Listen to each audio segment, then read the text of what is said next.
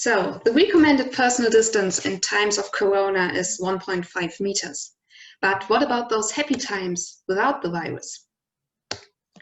Hello everyone, my name is Andrea Bönsch, and within the next minutes I will talk about interpersonal distances and how they are affected by emotional expressions. The use of space in interpersonal interactions is influenced by a personal safety zone individuals try to maintain around themselves, called personal space.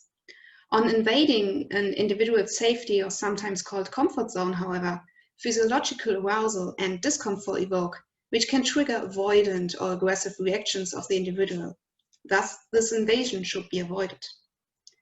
The challenge with the safety zone is, however, that its size and shape is regulated dynamically while being influenced by a range of factors. Personal characteristics like the age or social factors such as the cultural background play a role. Furthermore, the interactant's characteristics have an impact, for example, their affective expressions. Lastly, environmental factors such as lighting conditions or the size of the location in which the encounters happens change personal space preferences and thus the acceptable interpersonal distance. Previous research, for example by Bönsch on the matter of personal space, already showed that the concept of proxemics is also applicable to virtual reality. So why is it necessary to do research in VR? The question here is twofold. First, VR research enlarges the methodological toolbox of psychological experiments. VR-based experiments can be run in a natural frame with a maximal degree of control over all the conditions, which is not given in conventional field or lab experiments. However, we need to be sure that the study setups are reliable.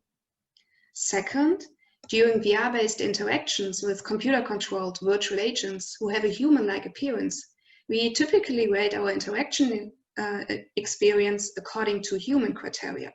So we are expecting a human-like behavior, a close simulation of our own everyday behavior. And one essential aspect here is proximity. As mentioned earlier, many factors influence interpersonal distance, and we are particularly interested in the impact of emotions. In real life, people, for example, tend to keep larger distances to angry-looking individuals, so we wanted to see whether this finding can be replicated in VR. Thus, we are focused on the following aspects. First, how virtual agents expressed emotion influences the personal space requirements of a user. Second, how the spatial constellation between the user and the agent influences the distance preferences. Third, how the user's level of dynamics influences the preferred interpersonal distance. And with this question, we refer to the two common methods to measure proximity in VR. First, we have an active version in which the agent stands still and is either approached or passed by a user up to an interpersonal distance with which the user feels comfortable. The second version, the passive one, is a stop distance paradigm in which the user stands still while being approached by an agent, which he can stop at any time when feeling uncomfortable. Finally, when we go back to our research objectives, we are interested whether the display system, so room-mounted or head-mounted display, has an influence. Our emotions of interest presented here are happiness, no emotion, so a neutral state, and anger. These emotions are conveyed by means of expressive features such as facial expression, body posture, and gait. By means of a pre-study, we tested different data sets for whole body emotional expressions and chose those three which conveyed our target emotions best, which you now saw in the short clips. To account for the spatial constellation, we utilize the stop distance paradigm and ask our participants to stay in the middle of our virtual scene while facing forward as illustrated here. Thus, they were only allowed to turn their heads in this setting. To sample the frontal personal space preferences, the agent approached the participant frontally while engaging in mutual gaze. Based on an input device, users were asked to specify the so-called uncomfortable distance, so the minimal distance they accepted the virtual agent to approach to. To sample the complete personal space preferences, this task is repeated for in total 8 directions. To allow participants to localize the agent approaching in their bags, we added footstep sound. Thereby, we also varied the sound from fleet-footed steps over neutral gait to stomping in order to match the visualized emotions. In this sample task, we thus explicitly assess the person's space preferences of the respective individual. Here we see such a representative sample result. In the next task, we implicitly evaluate these measured preferences by means of a behavioral measurement. The task is called pass by, and that's what basically happens. The user is bypassed by the agent. Therefore, we focus on the 5 frontal and lateral directions. For all these 5 starting points, 3 trajectories are computed, called violations levels, visualized here as example for the frontal direction. One trajectory always passes through the participant. The other 2 pass the participant on either side. The passing distance is thereby determined by the previously sampled person's space preference. Thus, in this example, the agent passes closer on the participant's right side compared to the left side, as the participant allowed the agent to approach closer on the right side initially. In this pass-by task, participants were informed that they are allowed to walk or step aside to avoid collisions, while keeping an interpersonal distance to feel comfortable. Thus, it is a mix of the active and passive paradigms and accounts for the user's level of dynamics. And finally, to account for the display devices, we used our cave, so room-mounted display, as well as the HTC Vive Pro as head-mounted display. To avoid biases on the personal space preferences, we only invited German males in the age of 18 to 30 years. 66 males finally participated in our within-subject study. After the normal procedure of welcoming, signing the informed consent, they experienced the display systems in randomized order, again to avoid biases. Thus, participants either started in the cave or the HMD to do the following steps. They learned the sample task in a shortened familiarization phase with a neutral female virtual agent, followed by the sample task with the male agent for all 3 emotions in a randomized order, followed by the pass-by task, again for all 3 emotions in a randomized order. Afterwards, they repeated the same procedure on the other display system and left after receiving a small compensation. Let's now have a look at some results sorted by the research questions mentioned earlier, starting with the expressed emotions. If we compare our 3 emotions, happy, neutral, and angry in the sample task, we find larger distances to the angry agent, followed by happy and neutral. Angry is in line with the literature. However, the order of happy and neutral contradicts previous findings. We think this might be due to our used animations, which are unfortunately clearly a limitation of our work.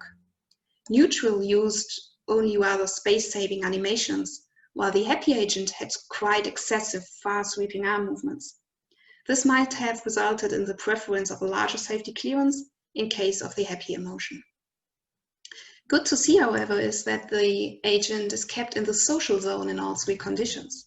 This zone is known for interactions among strangers, so we expected this outcome for our study. Let's keep the sample task results for comparison. If we now evaluate the emotions in the pass-by task, averaged over the 3 violation levels, we find again larger distances to the angry agent, followed again by happy and neutral. However, these distances are way smaller compared to the previous sample task. This indicates that participants are more comfortable with smaller safety zones, as they can actively avoid the interactant at any time by moving further aside, at least in an empty environment as ours. Next, we focus on the spatial constellation evaluation. Evaluating the mean distance in meters per direction over all treatments in the sample task indicates larger distances for the frontal zone, as you can see here. If we look carefully at the numbers, we can see an ellipse slightly rotated to the left, as well as a clear difference in space preferences for the left and right side. This can be explained by the fact that over 90% of our participants were right-handers. Thus, they allow a smaller interpersonal distance on the dominant right side. This handedness impact on space preferences can also be found in the literature of real-life observations, so we are in line here with state-of-the-art knowledge. When taking the 3 violation levels into account, we can see that smaller distances were kept when the agent passed straight through the participant, while the average distance for passing left and right are comparable. We assume that this difference in the space preferences is caused by the different identifiabilities of the agent's exact trajectories. Passing straight through, as shown here exemplarily for the frontal direction, is always a straight line through the participant, so he can easily identify which safety clearance he will need in order to maintain his personal space or at least avoid a collision. For the other two trajectories, the exact paths are not as clear. The situation illustrated here now shows the different trajectories in green the happy agent took in the cave to pass behind the participant starting from the left side. As you can see, there is always an angle between the straight reference axis, shown now in black, and the agent's actual path. Thus, foreseeing the exact interpersonal distances during the ongoing agent's approach is hampered. As a consequence, subjects may try to cope with this uncertainty by larger avoidance movements. Taking the display system into account, we did not find any significant differences in the sample task at all. However, for the pass-by task, we found larger interpersonal distances in the cave compared to the HMD. We assume this finding is caused by the different body references. In the cave, participants could see their own body, while we did not embed a body avatar in the HMD setting. Musas et al. Tested a similar situation in an HMD setting. Here, participants were asked to pass a standing agent by walking from the blue start to the red target. With a body avatar, larger interpersonal distances were found compared to the condition without a body avatar. They assumed that without this body reference, participants might not be too aware of the environment and the danger of a potential collision, and thus kept lower distances. We assume the same effect caused our results, while our cave setting mimics the body avatar condition and the HMD setting the no avatar condition. So, what are the takeaways from this study in terms of our 4 research interests? Well, emotions do have an impact on the personal space preferences, as we found larger distances toward the angry male virtual agent. The spatial constellation between the agent and the user is of relevance as well. First, due to the shape of the personal space, and second, in different space preferences depending on the identifiability of the trajectories of the interactant. The dynamics in the encounter is important as well. In case of an active user who is capable of moving around freely, smaller proxemics are acceptable. Finally, we found larger interpersonal space preferences in the dynamic scenario in the cave. We carefully designed a homogeneous experimental setup to minimize the impact of external factors. Although the restricted animations used as well as the narrowed sample demography limits the generalization of our results, a systematic analysis of the interaction of an agent's emotional expression, the spatial constellation, the level of dynamics in the scenario, and the display system yielded the following implications for the social VR research. Both immersive displays are suitable devices for studies on walking behavior. However, a more systematic evaluation of the display system's influence is required. For example, the presence of a body avatar should be carefully considered. Second, proxemic behavior of agents designed for cave environments can be used in HMD settings as well.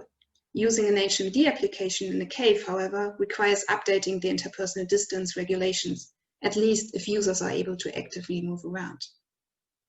And third, when designing proxemic behavior for agents, not only individual features of the agent or the users or the spatial constellation between both have to be taken into account, but also the situational factors in the interaction itself. For static user-agent interactions, distances in the social zone by hall are appropriate. For dynamic walking scenarios, however, interpersonal distances can be shrunken compared to static scenarios. Thereby, if the agent's walking trajectories are clearly identifiable, the shrinking factor can be larger compared to partially unforeseeable paths.